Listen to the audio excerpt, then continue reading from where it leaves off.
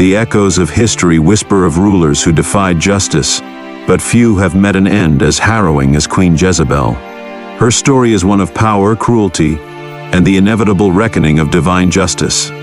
This is not just an ancient tale, it is a testament to the truth that no reign built on blood and betrayal can stand forever.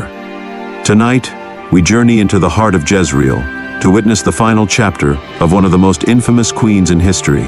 Stay with us as we unveil the chilling fulfillment of prophecy. As we dive into this dramatic and powerful story, take a moment to support our work. If you love storytelling that brings the Bible to life, don't forget to like this video, subscribe for more powerful biblical narratives, and share this story with others who may find inspiration in it. Your support means the world to us. The setting sun cast long golden streaks over the formidable stone walls of Jezreel's palace, a fortress built upon the foundations of power and fear. The air was thick with the scent of desert dust, mingled with the distant aroma of incense burned at Baal's altars. A storm brewed in the heavens, the clouds swirling like the wrath of an unseen force. And yet within the palace, an eerie silence loomed. It was the silence before a reckoning. Jezebel, Queen of Israel, stood before an elaborate bronze mirror, its surface reflecting not just her painted face, but the weight of years spent in ruthless dominion. Her fingers, delicate but steady, traced the brush along her eyes, darkening the kohl with slow precision. Her lips, once the instruments of seduction and command, curled as she spread a deep crimson upon them. Even now, with the enemy at her gates, she would not cower. She would meet death as she had met life, boldly, unrepentantly. As a queen, she could hear the murmurs from the palace corridors, servants whispering, eunuchs shifting uneasily. The people had once feared her, but fear was a fleeting thing, easily replaced by the hunger for survival. Her thoughts drifted back to the words of the prophet Elijah, spoken with the certainty of divine decree. The dog shall eat Jezebel by the walls of Jezreel. A prophecy? No. A fool's curse. She had defied Yahweh for decades. Why should she fear now? If there was a God who ruled over the heavens, he had done little to silence her. She smirked. Let them come. Let them see her defiance even in death. According to the biblical account in 2 Kings, chapter 9, verse 30 to 37, after Jehu was anointed as king, he traveled to Jezreel, where Jezebel resided. His mission was clear: to bring down the house of Ahab and fulfill the divine judgment pronounced against them. His approach was not that of a mere conqueror, but an executioner of God's justice. Beyond the palace walls, the dry wind howled over the barren hills of Israel, as a host of warriors thundered across the plains, a great dust cloud rising in their wake like the breath of a vengeful storm. At the head of the advancing force rode Jehu, his hands gripping the reins of his chariot with unyielding force.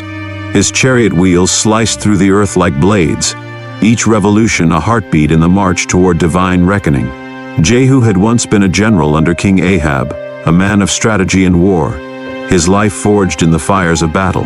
He had fought in countless skirmishes, his sword red with the blood of Israel's enemies. But never before had he ridden with a purpose such as this. The anointing oil of the prophet Elisha still clung to his skin, its sacred fragrance intermingling with the dust and sweat of the battlefield.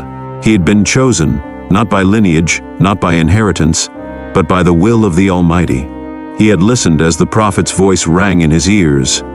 You shall strike down the house of Ahab, that I may avenge the blood of my servants, the prophets, and all the servants of the Lord at the hand of Jezebel.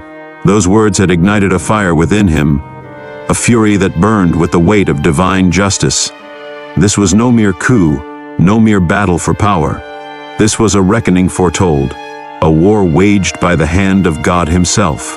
The city of Jezreel loomed in the distance, its towering gates standing like silent sentinels against the coming storm. The watchmen upon the walls shaded their eyes against the glare of the sun, their breath catching as they beheld the approach of the chariots. Jehu's reputation preceded him. He was a man who drove his chariot like a whirlwind, reckless and unstoppable. The city's heart pounded with fear. Inside the palace, messengers ran through the corridors, their frantic steps echoing through the halls. The queen had been informed. Jehu was coming. The weight of prophecy settled upon Jezreel like a noose tightening around the throat of a condemned man. Jehu's chariot rumbled through the outer gates, the hooves of his war horses kicking up great clouds of dust. The scent of sweat, blood, and leather filled the air. His gaze, fierce as a lion, scanned the towering walls of the palace. There would be no negotiations, no compromises, only justice. He rode into Jezreel not as a man, but as an instrument of divine wrath. From her palace window, Jezebel watched the encroaching storm of warriors. Her aged yet still sharp eyes held no fear, only defiance. Even now she refused to lower herself. If Jehu thought he could strip her of dignity, he was mistaken. A queen did not beg. A queen did not run. Her hands moved deftly, adjusting the gold-threaded fabric of her robe. She adorned herself not as a woman awaiting judgment, but as an empress facing the end of her reign. She was Jezebel, daughter of kings, goddess of her own making. She stepped to the edge of the window, her posture regal, her voice laced with venomous wit, as she called out, "Is it peace, you Zimri, murderer of your master?" The taunt hung in the air like the edge of a blade. A smirk played upon her lips, daring Jehu to respond. Jehu, standing below, did not waste words. He lifted his gaze past her, toward the eunuchs who lingered in the shadows behind her. His voice rang out, cutting through the dusk like a clarion call. "Who is on my side? Who?" A moment of hesitation. The eunuchs looked at one another. They had served Jezebel for years, but their loyalty was bound by fear, not love.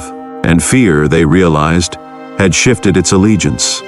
Slowly, they stepped forward. Jezebel's breath caught for the first time. Hands seized her arms, rough and unrelenting.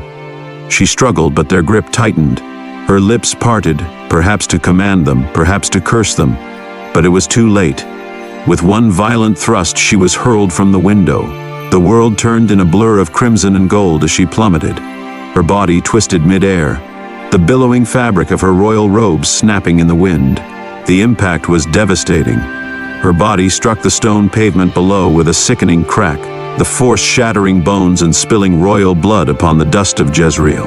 The final breath of the queen escaped her lips, unheard, unheeded.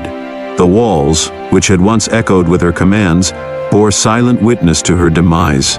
Above her, Jehu's war horses reared, their iron-shod hooves trampling the lifeless form beneath them. The woman who had crushed the righteous under her heel was now crushed into the dust. Jezebel's reign had ended, not in grandeur but in shame, as prophecy had foretold. Jehu stepped forward, his gaze falling upon the remains of the woman who had defied Yahweh. No satisfaction flickered in his hardened eyes, only the solemn understanding that justice had been done. Without emotion, he turned to his men and commanded, "Go bury her, for she was a king's daughter." But when the soldiers approached, they recoiled. Where Jezebel's body had fallen, little remained. The prophecy had been fulfilled. The dogs of Jezreel, scavengers of the night, had already begun their grisly feast. Only her skull, her feet, and the palms of her hands remained, a grotesque testament to her downfall. The queen who had once commanded armies and silenced prophets was now reduced to mere scraps upon the earth.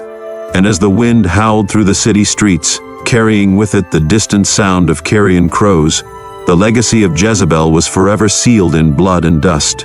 Jezebel's reign had been long and ruthless, but in the end, no throne built on deception and bloodshed can stand before the justice of the Almighty. The prophecy spoken by Elijah was fulfilled to the very letter, serving as a reminder that no one escapes the hand of divine judgment. Her story leaves us with much to reflect on about power, justice, and the weight of our actions. What are your thoughts on this chilling tale? Let us know in the comments below.